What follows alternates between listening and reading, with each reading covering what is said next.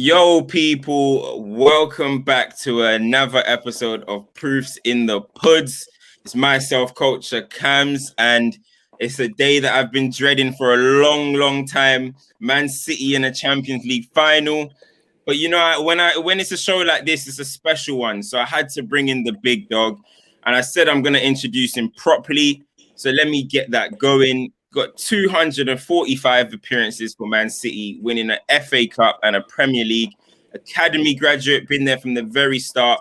Burst onto the international scene. Burst onto the Sky Sports and CBS scene. The one and only Micah Richards, man. How are you today, man? I'm good, Cam. How are you, man? I'm nice. Hey, I'm not good today. I'm not good at all today. As a United fan, this isn't a day I've been looking forward to, bro. I'm telling you that right now. I've been every season when City go out of the Champions League, I'm like, it's just never gonna happen. And then here we are, man. The day is here. It's been coming though. It's been coming. Let's be real. Like, if you look at what they did in the Premier League, like the FA Cup, the first one, and the Premier League, it was always gonna come. I didn't think it would come so soon. If I'm being totally honest, in terms of a final, I'm not talking about winning it. In terms of the final, because look how many great teams are in there. And but the thing is that when you get someone like Pep Guardiola, he says it himself, the standards raised. But before we get into that, how are you feeling about the game, and how are you in general, man?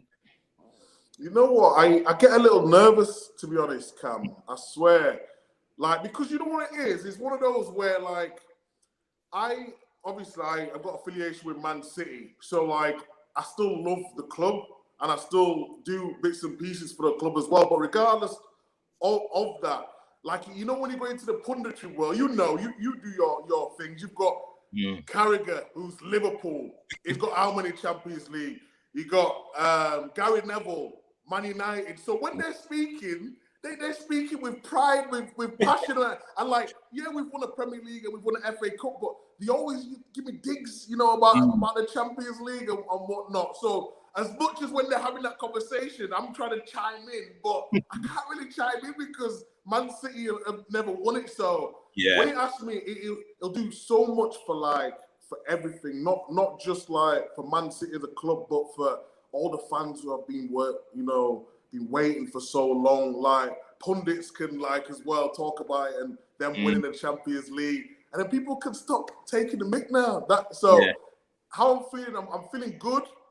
But this Chelsea team, mate, is on the counter-attack. It's dangerous. I said something about Tuchel, which we'll probably speak about later on. Yeah. I didn't think they could go and win big things, but it's proved me wrong.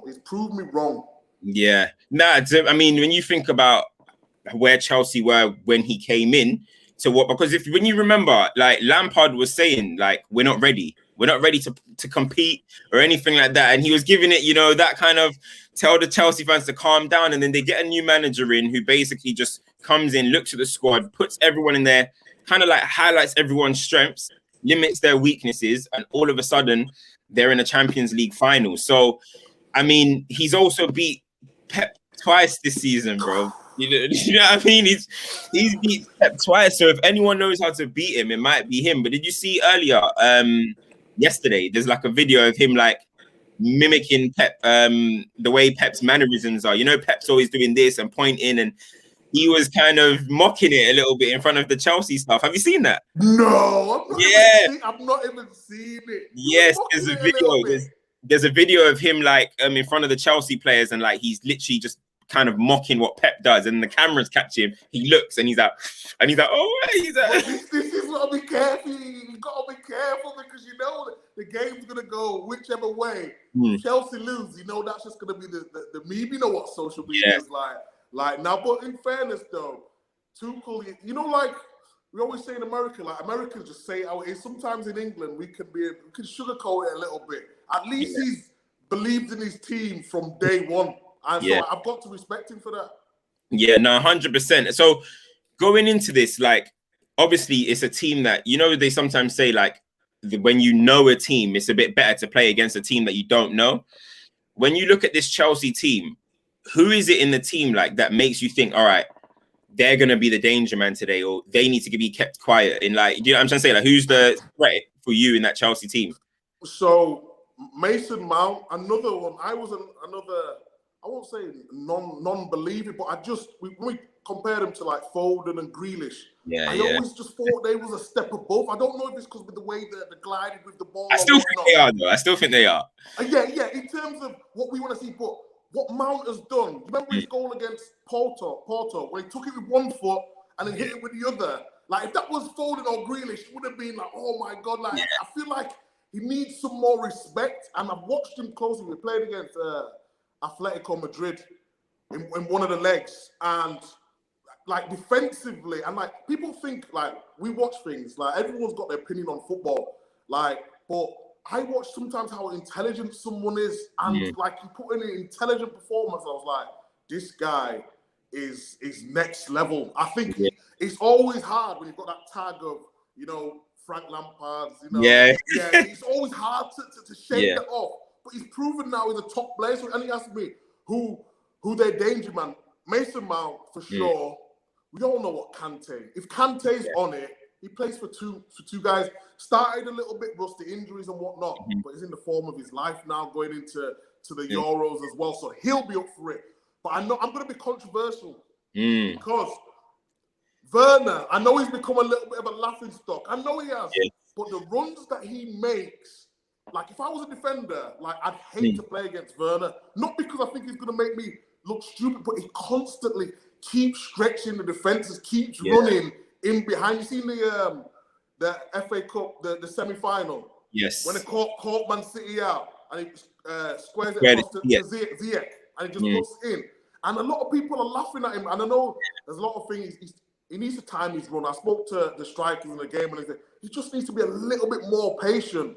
But the way that Chelsea play with the counter-attack, they're the three men, Mount, Kante, because I know he'll be on it, and Werner running in behind. They're the three danger man in my opinion. Yeah, no, I fully agree with that, because one thing with Werner that people, as much as he's having a poor finishing season, like he can't finish he's missed like 20 big chances or something like that. But those chances wouldn't come to everyone. Like he's actually, his runs, his movement is actually because it's him. So when people say like, put someone else in there, he would have buried all of them. But would he have been in that position? Would his strength be highlighted? So I do fully agree with that. And City, if anything you can say is a City weakness, which is a myth, but if there is a City weakness, it's maybe you could be vulnerable on the counter attack. I think I don't think it's a maybe. I think it's a we have to speak real. I think if that is going to be Chelsea's game plan, it is, because we know Man City control the ball, and I like to keep a high line. It's like Liverpool, what's had them success. They play that possession, but like they take risk versus reward, and they know they're going to outscore the other team normally, Liverpool. Yeah. So it worked for them, so they can keep a high line. You've got Virgil and Gomez, and got pace, so you can get back. City now, I would say to Kyle Walker, just don't worry about going forward, because they know they've got people there. Just be mindful of that counter-attack. Use all your pace and experience, because Kyle Walker is better defensive than people give him credit for. I think he's gotten better. Yes, 1 versus 1, Wan-Bissaka is the best. I think he's the best one. But in terms of like reading the danger a little bit, it's just because he's so attacking-minded normally, the first thing, you're always thinking, let's go forward. But he's tried to change it and adapt his game a little bit. And some of the defensive moments, it's just, as long as he keeps switched on, he'll be all right. He's having a kind of like a resurgence kind of season, because like at a point it was just Trent, it was Reece James got emerging, and everyone just didn't have him in the picture. Wan-Bissaka they're speaking about, and then he's slowly just kind of come back, and it's now looking like he could potentially be first choice again for England. So definitely something that I think with experience as well, he's gotten better at defending. I definitely agree with that as well. But as a defender, as a former centre back and fullback, what do you think of Rudiger's kind of like, he's come from nowhere under Frank Lampard? He didn't even get games. He was not even, it looked like he was going to go out the door, and he was like, there was rumors going on like maybe he might be a bag egg in the camp, and then now he's looking as good as any centre half in the country. No, he has been like sensational since he's come into the team, and that's why I like to see that when someone like sort of writes you off, because the manager can only pick 11 players. But for him to come in, but what I like most about Rudiger is his leadership skills. You see him like as soon as like there's a little bit of like argument or a little He's out here. you know, he's in there. He wants to be. He wants to be, and that's a sign of a true leader. We all knew he was a good player, but he found it like consistency is key. You know, at that sort of level, there's been so many players who are good performers, but how long can you be consistent for? And now you're seeing the consistency. So to see him back in it, I think it's helped him, in fairness, that they've gone to the three at the back. Yeah. Definitely, because like you don't have to worry too much. You can concentrate on, so say like if you're playing against two strikers, you only have to concentrate on what you need to do. Don't worry about coming out from the back. Don't worry about all that sort of stuff. You got your wing backs to so it's like different systems fit different players. When I played like Fiorentina, we went at three at the back, and like because I was a centre back but right back, we have to go forward. But when I was playing at the three at the back, like I was trying to do things like I was playing as a fullback, and it wasn't working. You know what I mean? So it's different systems fit different people, and I just feel like Thiago Silva's experience, Christensen's been really good as well. But if I had to pick one standout player, I have to agree with you. Rudiger's just been stand out, and he's going to have a tough task against City. But he's been solid, and City need to watch out for him as well because he's been in good form. Yeah, he gets that license as well to kind of like drive beyond Jorginho, and he'll just fill into his gap, and he goes on. So the formation, I think, is definitely helping him out. But I think when you look at this Chelsea team and when you look at City's dangers, I think the players that really need to be on it, except from the names that you mentioned, the fullbacks are going to need to have really good games because City's danger. Mahrez has been on different type of smoke in the Champions League, especially. And then you've got Foden, who we're going to get into, is the man of the moment. So I think if it is Reece James or Aspi, or if it is Alonso or Chilwell, they're going to need to have a top game against them because I think those are the danger men there. Everyone thinks about KDB and stuff like that, but I think Mahrez is going under the radar for having a good season, and especially he's created 20 chances in the Champions League, which is the most out of both teams. So I think the fullbacks are going to need to have like a massive game as well, man, for Chelsea. Yeah, I would definitely agree. But you know that he's played Reece James in one of the three at the back as well. He played right at the. So it's whether did he play Reece James wing back and move Aspilicueta back in there. I think Chilwell will start. I think he's a more consistent one, but Alonso, like, what a great sub to have as well, because you know he's going to give you something going forward.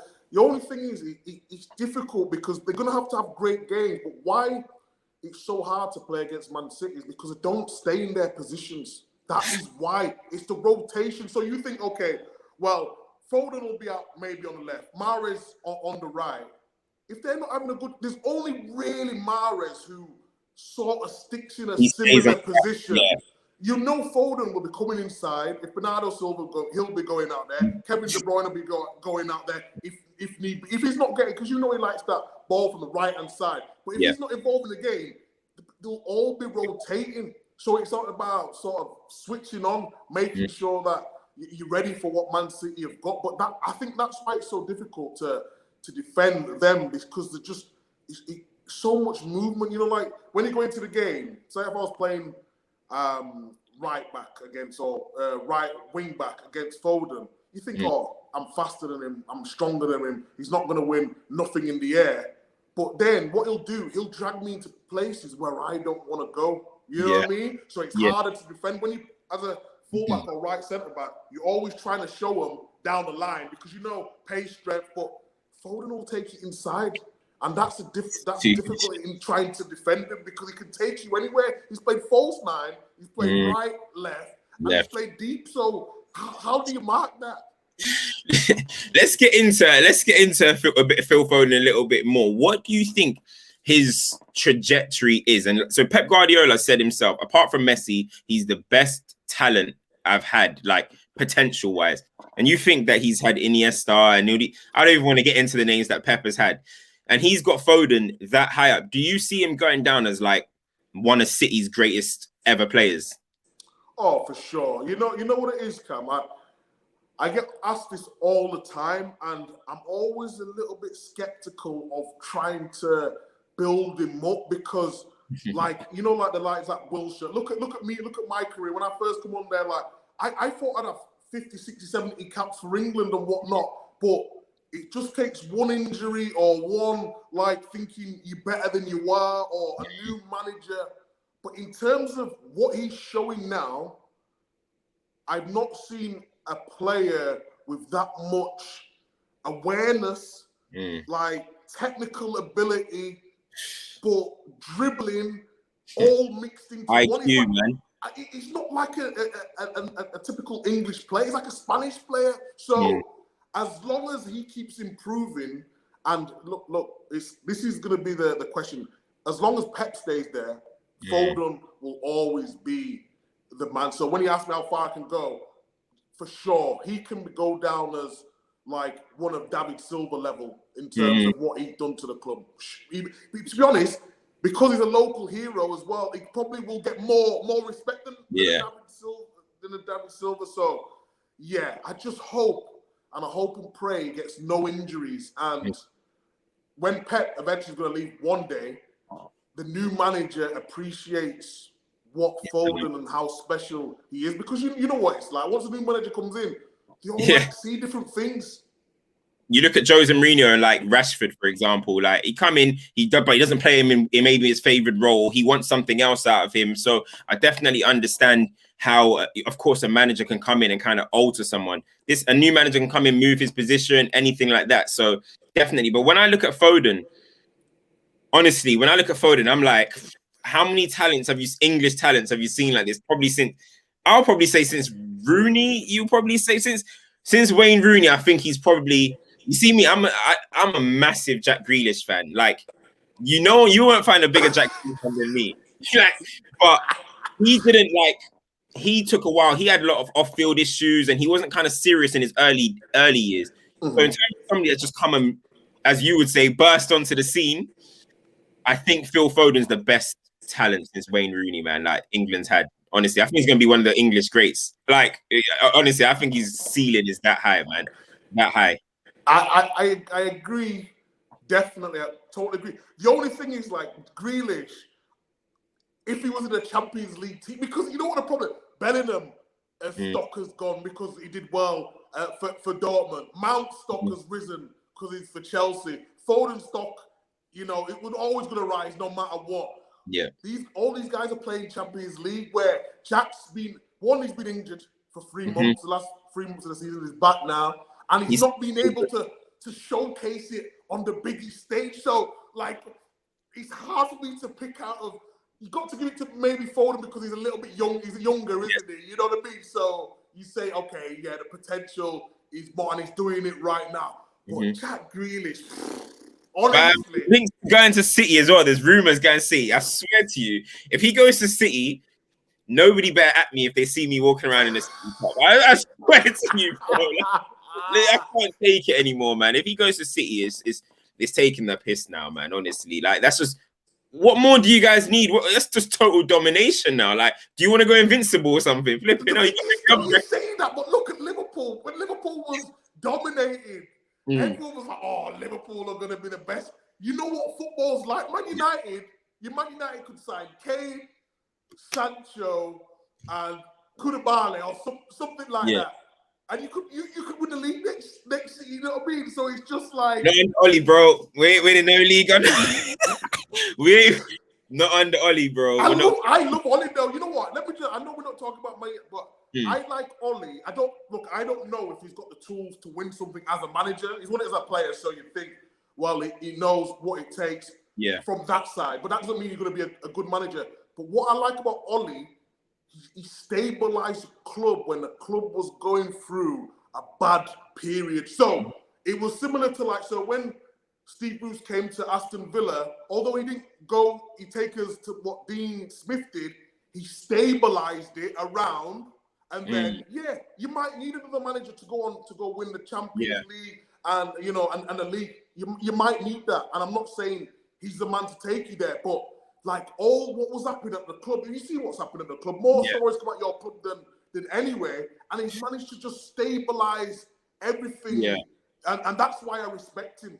Yeah, no, I do respect that side of things. Like in terms of like kind of like changing the culture, as they call it, I would say that he has come in and done well in that regards. But taking us forward to City levels and stuff, I'm telling you now, it is impossible. It's not happening under Oli. I swear to you, man. But yeah, go on. No, but you one last one. You said about Greenwood. He was going to score loads of goals at the end of his. I watched that, and he started scoring a lot. But what made you say that though? What? Because like sometimes what it is. Let's keep it real. Like when you got these, like you lot have got a voice now as well, and like it's good because people are actually taking what you say. I'm listening to you guys. Things like back in the days, it's just like sometimes I found some channels that just wanted to slag players off. Do you know what I mean? So I love Arsenal Fan TV, and people say, it's a little bit like, well, they have to talk about it because they're doing bad now, but I still respect them. But when you said Greenwood is going to score all these goals, I was like, I know his ability's there, but what made you think that it was going to have a great end to the season? Do you know what it was like? So last season, do you know what? It's one of them ones that's kind of like just doing kind of like a superstitious kind of thing. So last season, Man City, when we were lockdown finished, right? And it was like 29 games into the season. And then Greenwood went off on like a mad run. Everything that he hit went in. And I was just like, it was the 29th game of the season again. And I started seeing his confidence was lifting because he had a bad start to the season, but he had that issue with Foden, that situation with Foden, sent home, death of a friend. So many things was going on with him. But slowly and slowly, you were seeing his confidence grow. And his general play, I think, has gotten so much better this season. So much stuff you could see that. And I was like, listen, he started taking off around this point last season. I guarantee you he's going to take off again. And then from there, he just went lights up. Honestly, and it's like people are so quick to write guys off. But some people, it is just like that. Like Harry Kane, for example, there was a point where he couldn't score in August. He couldn't score in September. So it was like, some people are just like that, and he might be one of them ones where it's like he might be a slow burner, and he's gonna take off. And I just think he's only 19 years old. So, like once it comes to this point of the season, I still think, for me, I think he's Man United's best attacker. That's me. Yeah, I mean, I think he's our best attacker, and eventually Cream always rises to the top, man. He was never gonna go all season being poor, man. So I had to just put it out there, and it worked. I was like, it worked. It's nice when you put one out there, though. It comes in it. But for you personally, you've been at Man City. Well, you were at Man City from the very start of the whole process before Sheikh Mansour came through and everything. You were there from Sven-Göran Eriksson and Alano and all them man there. Like, what is it like seeing Man City from then to Man City now? See, it's a good question, man, because we had, don't forget, we had Thaksin Shinawatra for a while, and then we started getting some players in. You mentioned, so I made my debut with Pierce, Trey McKeegan, but I made my debut with Pierce. Then it was Sven, the Sven era. It was just, we had Ilano. See, if Ilano, Joe, if he was like in this, like around, come to City later, he would have been so much more, because he was like a baller, but we wasn't ballers. It was just like pace. And Stephen Island, man. You had Stephen Island in that. Stevie Island is Superman. All them guys there. So then when we got the second, obviously he left, the owner. When we got the second investment, we thought, it's going to be another one. We're just going to get a few, because a lot of owners say they're interested in clubs just so they can, get a little bit of publicity, don't they? But when Sheikh Mansour, we was like, oh, okay. You go and you do a bit of research. And then Carl Doon came. Carl Doon, so he's the chairman, isn't he? But like, it's not, but like, when you see some chairmen, he's like hands-on. He's like amazing person. Like, you could bring him, and if you're not happy with something, if anything, you talk to him about anything. And he said to me when he first come, like, we're going to change this club. Not only are we going to change this club, we're going to redevelop the whole of Manchester. We're going to get like a women's team, and I'm going to make this team champions. And I know it's going to be a lot harder than it's going to be harder than I could ever imagine. But one day we'll win the Champions League as well. He said it might be in your time, it might not be. So I'm just like, but back then, don't forget, like, we're not struggling to stay in the Premier League, but we're just an average Premier League side. So losing 8-1 to Middlesbrough and that. What's that? Losing 8-1 to Middlesbrough and that. I remember them days. Look. It was down to 10 men. The captain got sent off, so yeah. It was the last game of the season, so yeah. It was one of those. Everyone was on holiday. It's forgotten. But to go from that, then to someone having this vision, because you know there's a lot of talkers, isn't there? There's a lot of talkers, but he was just like, we're gonna do it. And then what happens? 2011, we win the FA Cup. The next season, what do? We go and win it. Aguero, like, we go win the league. You know, but if you know being a Man United fan, that you know what, that clip of everyone like thinking they've won it. And then like you just see everyone, was it Phil Jones's face? He was just devastated. Yeah, man. Well, actually, just quickly on that point right there, what did you guys as City players, because we know what social media done with that. We know as City players, were you guys in the dressing room like, you guys, you couldn't. No, because you know what? We didn't see that until afterwards. It's one of those where, like, don't forget all the emotion the way the game 1-0 up, and then QPR scoring 2, then Dzeko equalizing Aguero. So like, we don't like. We've got like, you see the fans are like throwing things into the stadium, like crying. So obviously they've got the score, but all we're focusing on, if we win, we know if we draw, then it's not going to be enough. We're just thinking we've got to win. So when the whistle goes and like we've won, we're just going crazy. But I only seen the United footage, like it was like that night or the day after. So I was like, no way. It was absolutely madness. And it was always nice because I've always had respect for United because of the way they've done things and where. But like, you know what it was? The United guys, like the academy boys and all that, always used to think they was better than the City was. We was like the humble ones, and they was like, oh, we've got United, we've got the badge, kiss the badge, and you got all the newest boots, and you know, you go out to the clubs, all the girls, the United boys, all that. So when we won, we was like, okay, the new boys have arrived now, and you could just see like things starting to change. Look, United will always be United. They'll always be one of the biggest clubs in the world. But you know what it's like? You can soon like drift away from history club. People are gonna start calling you a history club. Bro, we are. Now. We are history club, man. We're history merchants, honestly, bro. That's what we've become. But I have my conspiracies about that QPR City game. But I won't get into it. I need to know how much Sheikh Mansour paid off, man. When I saw Jibril Cisse celebrating with Nasri at the end and that, I'm like, this is a bit. It was mad, man. Because QPR needed to win or get something from that game, but then somewhat happened, and then they didn't need. So in the end, it was like, oh, we're safe. You're winning the league. Party in Manchester, man.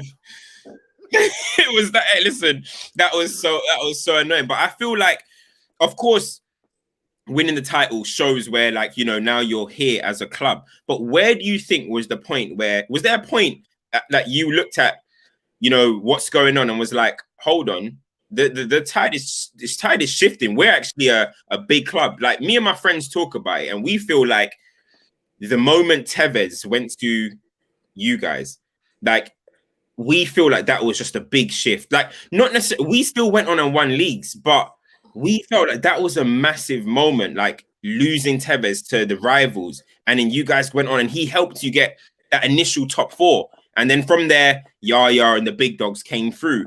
But was that a point where you thought, okay, like it's time now? Because Robinho did come, but, you know, that was all PR and, you know, just to kind of get everyone excited. But when Tevez came, was that a moment where you thought like it's going to start shifting?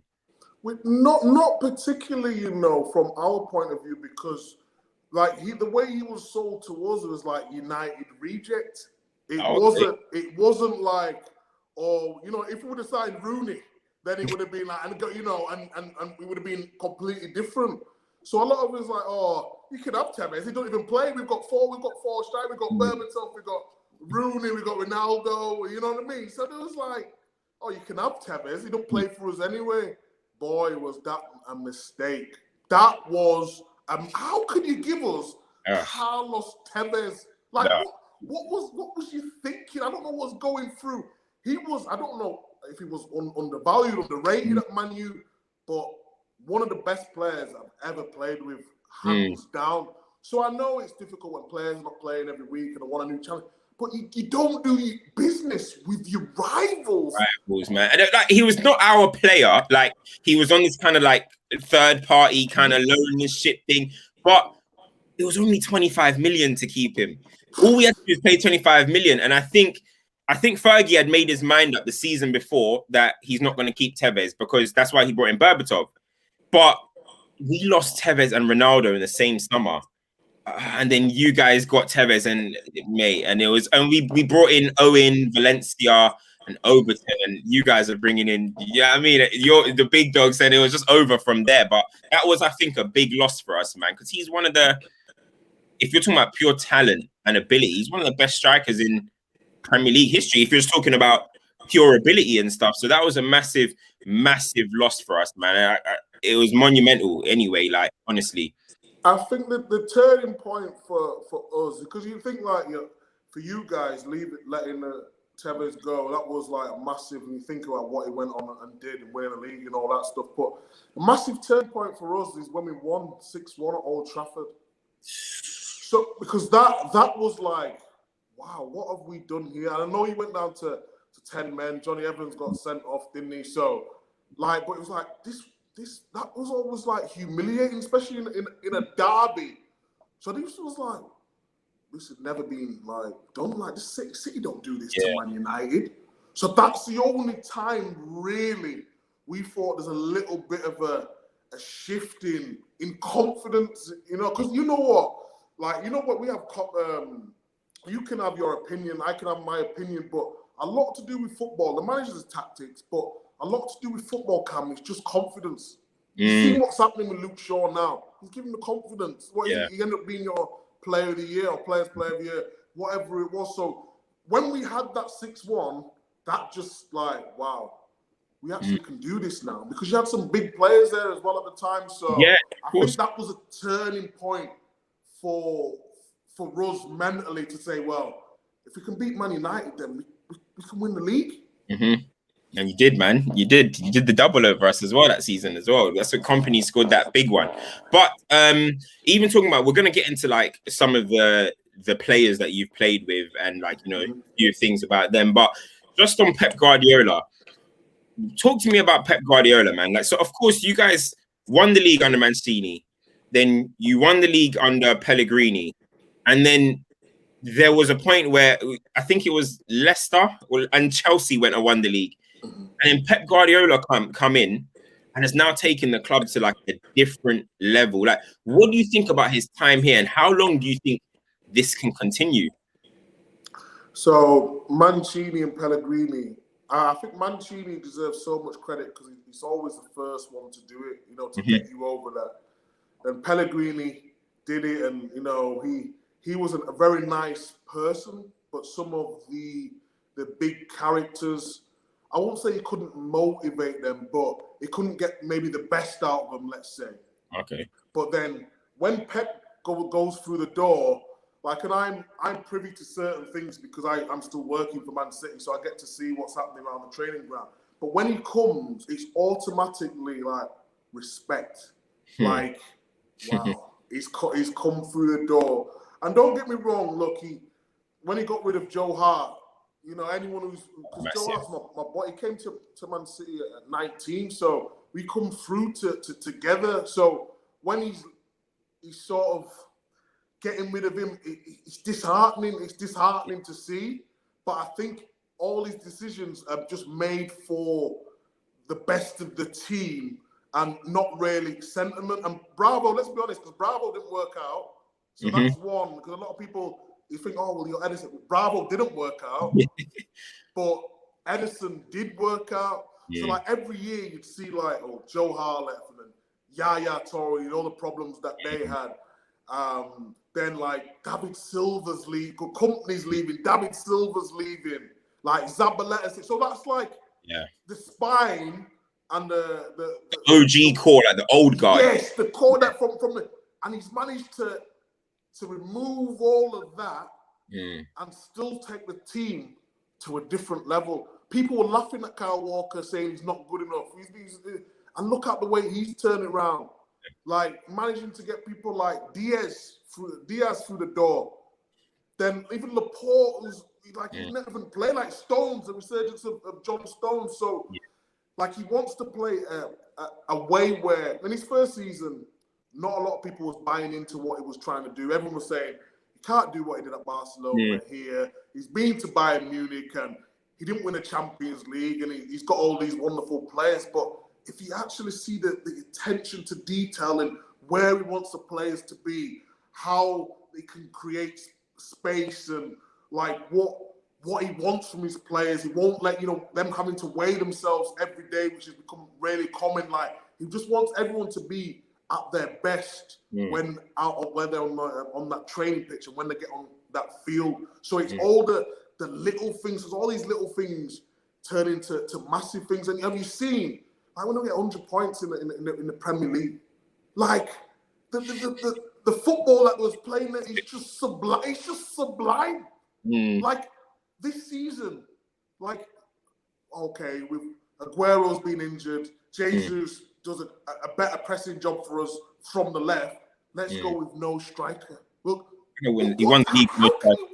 how can you win the league when you've got no recognised striker for most of the season? Now it might be the Champions League as well with no striker. And it's not even like Messi's the one that's occupying that spot. It's like it's Foden, maybe it might be KDB one day. Sometimes it was Gundogan. Gundogan was playing man at one point. I was like, do you think when you look at Pep, the question that's going around now, I'll say if you win the Champions League, you might think it already, but if he wins the Champions League with City this season, has he surpassed Alex Ferguson as the greatest manager of all time? Ooh, I think I think Pep's more a tactician. So I think Pep could teach you more, and he could put things in your brain and make you look at football from a whole different way. So in terms of the best coach, for sure, Pep Guardiola has to be there. But for what Sir Alex Ferguson done for the long period of time, I still have him as my greatest manager. But as you see now, with coach and manager is completely different thing. Tactics-wise, no one can really touch Pep in terms of him and Klopp. Tactics-wise, the way the press and what kept the high line, Liverpool.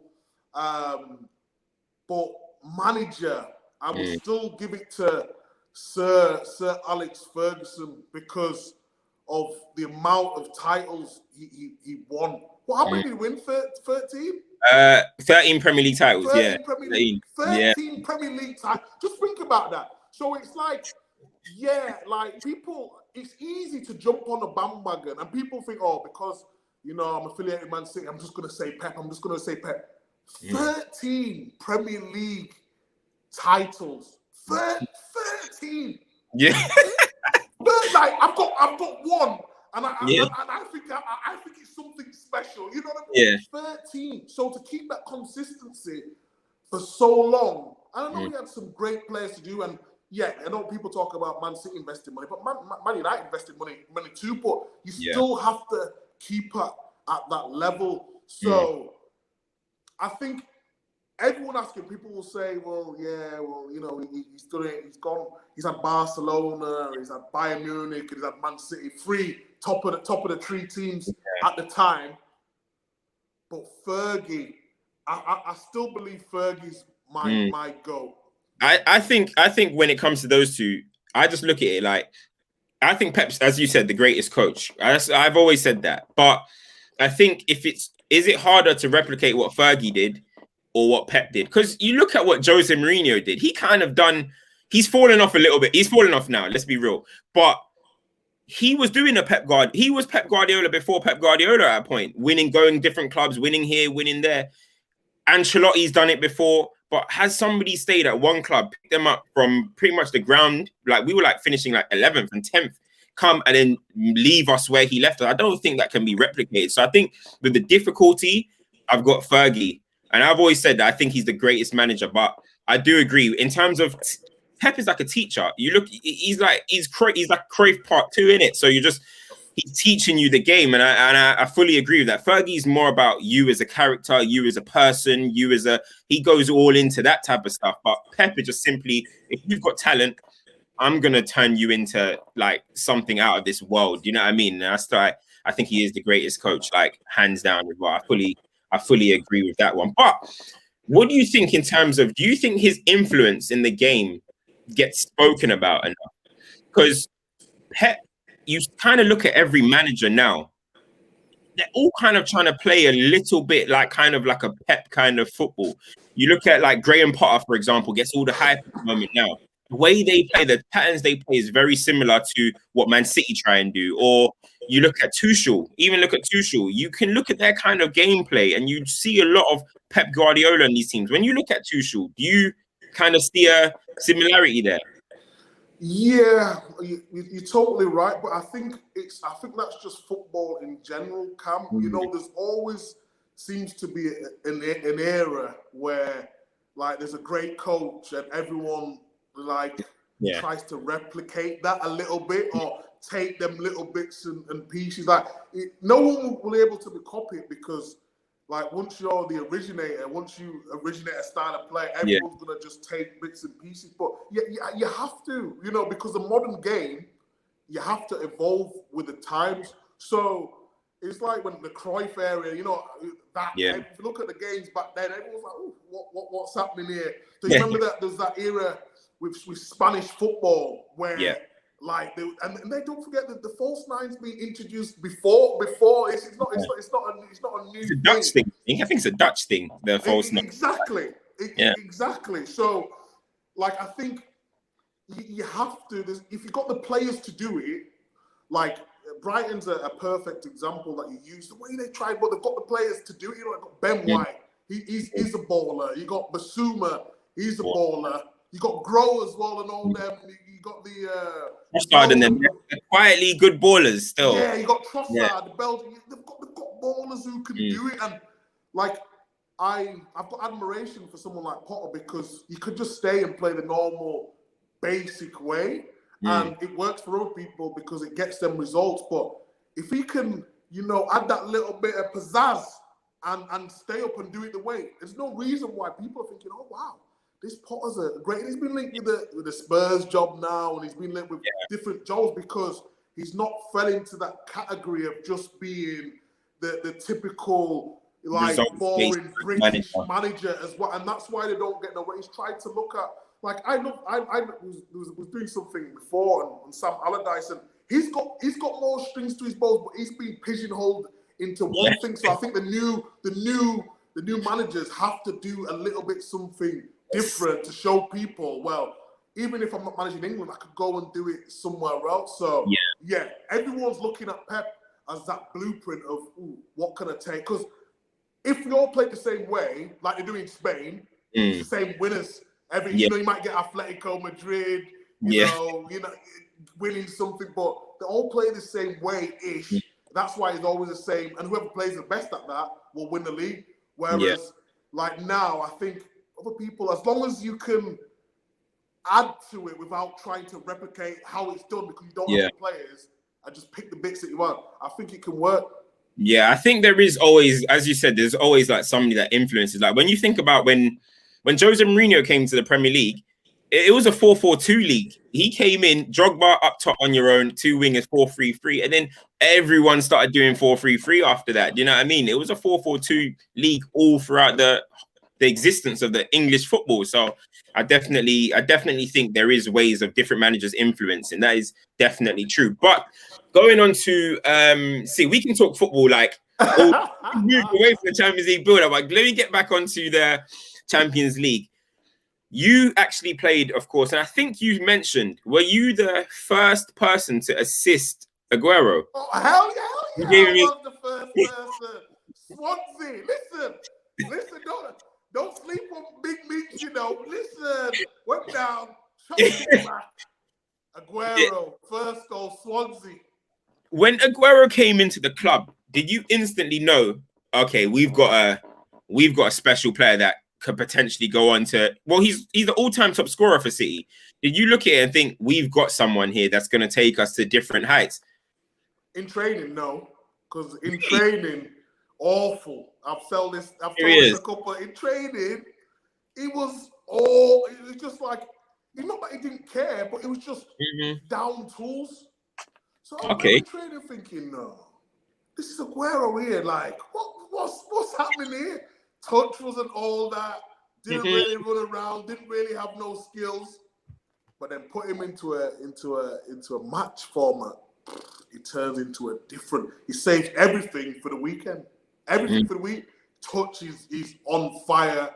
It's that acceleration. He could drop his shoulder and just that natural instant, that composure. That best way to composure in front of goal. How many people get excited and it's just effortless the way he finishes. So in answer to your question, not in training, but as soon as we got to the game, I was like, yeah, we could do whatever we're gonna do. And now here we are now. Like, how long? It's been 10 years. He's been at City a decade now, right? So here we are 10 years later. He mentioned one time, I'm not going to leave City until we win the Champions League.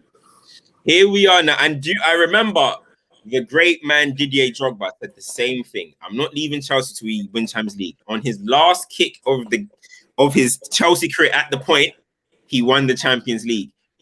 How big is it for the club, for someone like Aguero to leave with that kind of like crowning moment after everything that he's given to Man City? Well, we've seen his 2 goals against Everton, come off the bench, scores 2. It was the perfect ending for that story. But this is a new chapter now. This is the icing on the cake. This is the creme de la creme. This is the drip, the bougie, whatever you want to say. This is like the final piece to the and I hope, you know, just for his sake and Man City and the fans, that they can get it over the line, because it'll just mean everything.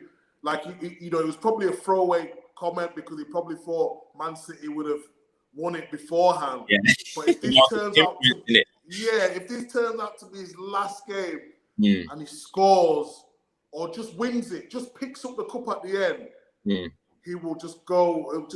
He's already a legend. He's his greatest ever goal scorer. But it just, you know, when it feels like certain people deserve certain things, you know, that ending to that love story. Yeah. And this will just be sealed. So I'm just praying. It can happen. Is he City's greatest ever player? Because it's funny, you speak to so many City fans, like any City fans that I speak to or in the media or anything like that. There's so many different ones. Some will be like, nah, it's Yaya for how he started it. Some will say, nah, Company was there from, you know, some will say, nah, it's David Silva, just his magic. Aguero. Obviously now people like KDB are starting to come into the conversations. Who is he for you? Who is the greatest City player? Is it Aguero? The most ability, Yaya Toure. So he could do he was way better technically than everyone give him credit for. He could attack and he could defend. But then there was Company who's a leader, so you always need a leader to put everything together, and he scored important goals. Clutch. David Silva, he was a magician. Like, he, in terms of, they all got different strengths. But Aguero, the difference between Silva and maybe Aguero, and so Yaya scored important goals, but Aguero scored the most important goal in our history.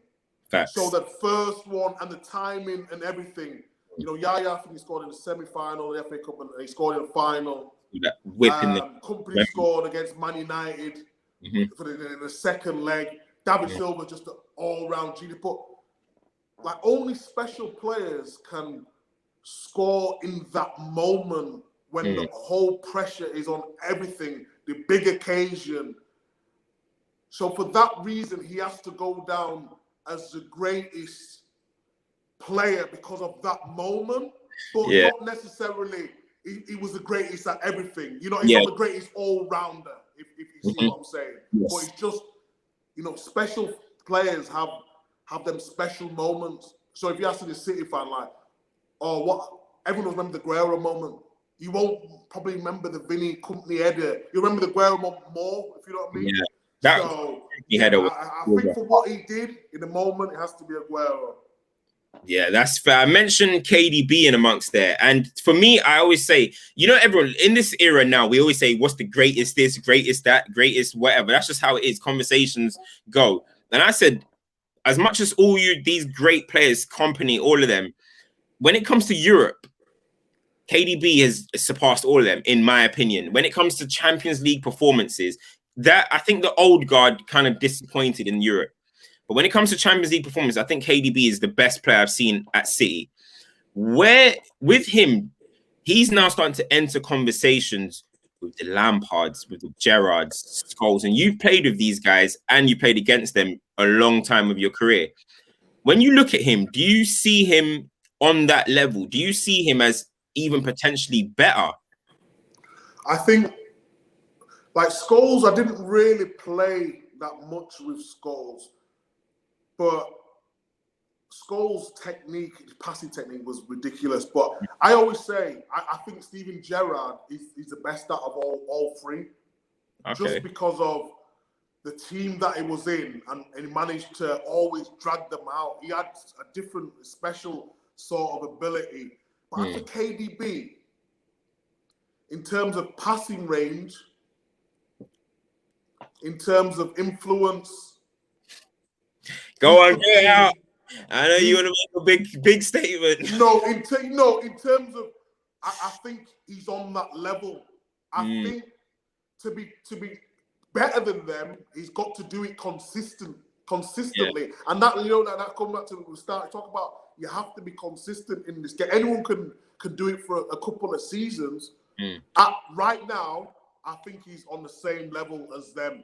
If he does it for another. What he's signed another 3, 4, 5 year deal. If he does it for the remainder of that and brings back 2 Champions Leagues and 3 more Premier Leagues, then I would say he would have surpassed that level. But it's just a question mark. I think ability-wise, world's his oyster. Ability-wise, I would have him above. On ability, pure ability, I'd have him above Frank Lampard. And that's no disrespect to Lampard. I think Lampard... For me, I have Lampard as the best because I just think he mastered his craft, man. Like, he just knew what he is and he mastered it and he scored clutch goals and he has it all.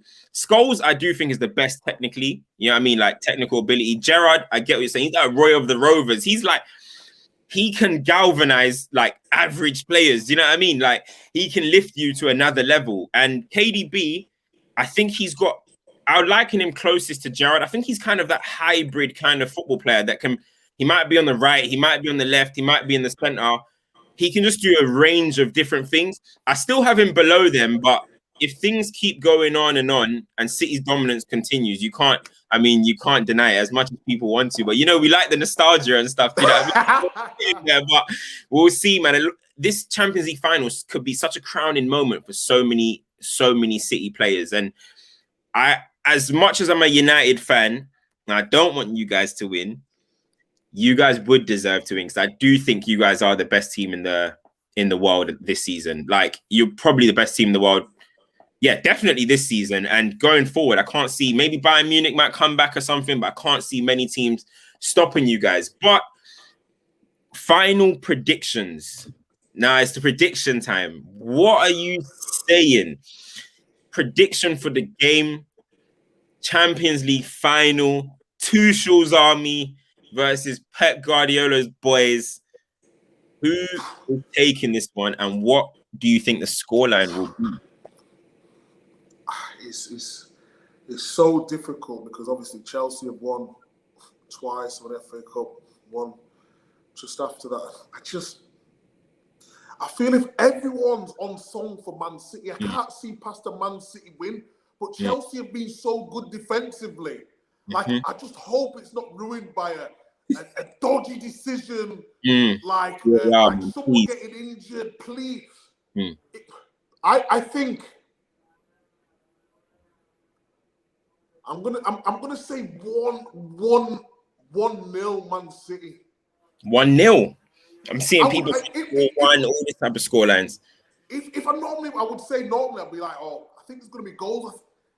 I think Man City have to be ready for that counter attack now. So I think, I was initially thinking 2-1 Man City, but I think it might be closer than that. I think it could be a bit cagey. I'm going 1-0 Man City. What are you going? You know what? Listen, my heart wants Chelsea. You know what I mean? My heart wants Chelsea, but the closer I get to this final, I'm just like, it's City, man. It's going to City. So I'm just gonna, as I said, I want a nice Chelsea comfortable victory, but I'm gonna go 2-0 City, and I think it's gonna happen. City are gonna get a goal. Yes. Then Chelsea are gonna go for it. And then I think City are going to give one of them late counter-attack sucker punches. Boom. And then, by the end, it's already, everyone knows it's happening. The bench are bouncing. It's party time, man. That's how I see it going. So I'm going 2-0 Man City, man. 2-0. Yeah. If anyone is going to score, I don't want you guys to win it. I'm going to keep repeating this. I don't want you guys to win it. But if anyone is to score, I hope it's a Sterling moment, man. I hope it's a Sterling or Foden. That's what I want. I don't want to see KDB or Diaz or man. I don't want to see you guys scoring. I want that going to either Foden or Sterling, especially for the season that Sterling's going through and stuff, like falling out with, I don't know what's going on behind the scenes, but it doesn't look good on the pitch. I would love a moment for Sterling or Foden, man. So I'm going to go 2-0. 2-0. Okay. I hope. And, I'll take that. I'll take anything. I'll take a penalty win. Anything. Yeah, bro. But bro, I really appreciate you coming on, man. Like, we could talk football all day. I know. We could probably talk about so many different topics, but try to keep it as much about the Champions League. I know there's gonna be Chelsea fans watching this. Like, well, where was the Chelsea talk? Yeah. Well, it's the build up for both teams. But listen, if I've got a City legend on here, we're gonna obviously speak more about City. I also want to just hail you up, man, for everything that you're doing as well, man, in the media. For people like myself, and there's so many other podcasters and stuff, seeing what you're doing, representation matters, man. Do you know what I mean? And I feel like you're probably the first, like, kind of like, yes, there's been Henri's and stuff, but I feel like you're the first one that we can all kind of like relate to coming up into this kind of position. And you've taken it by storm, man. You're a star in what you're doing. It's not just like you're a guest and you're just coming in for here and there. You're actually a mainstay and a main part of the show now. Anytime you think about Sky Sports and what you guys are doing, all that madness that you're doing up in CBS with Alex Scott and all them, so I definitely got to give you your dues, man, and keep doing what you're doing, bro. No, honestly, thank you. I appreciate it. All I can do is be me. And when you give me the text and said, "Can I come on?" I want to uplift people who've not really had the chance as well. You know what I mean? I like listening to what you're doing. So you keep doing all the people who have not really had a voice, because your voices matter. So keep doing what you're doing, and we'll link up I appreciate it. Don't worry, man. When you got people like me criticizing you in the on the pods, it must not be easy. You know what? Anything about football, this is what I'm trying to say. Like, anytime anyone could criticize me because it's my opinions, but it was the industry secrets that got me. I was like, no, he went there, industry secrets. Bro, I just said, "Ooh, okay." Like, yeah, I mean, is that what man are saying now? You know what I mean? But yeah, no, that's when it went personal. I was like, we have to go back and forth and argue and whatnot. But yeah, that's when it got personal. But yeah, keep doing your thing, man. Keep doing your thing. I appreciate it, man. And listen, guys, that was another episode of Proofs in the Puds. Make sure you like, make sure you share, make sure you subscribe. And what channel are you going to be on today? You're on CBS? Yeah, I'm on CBS. Yeah. Listen, if you guys can catch CBS, watch it on CBS, because the coverage is much better than BT Sport. Let me be real with you. But listen, guys, I am out.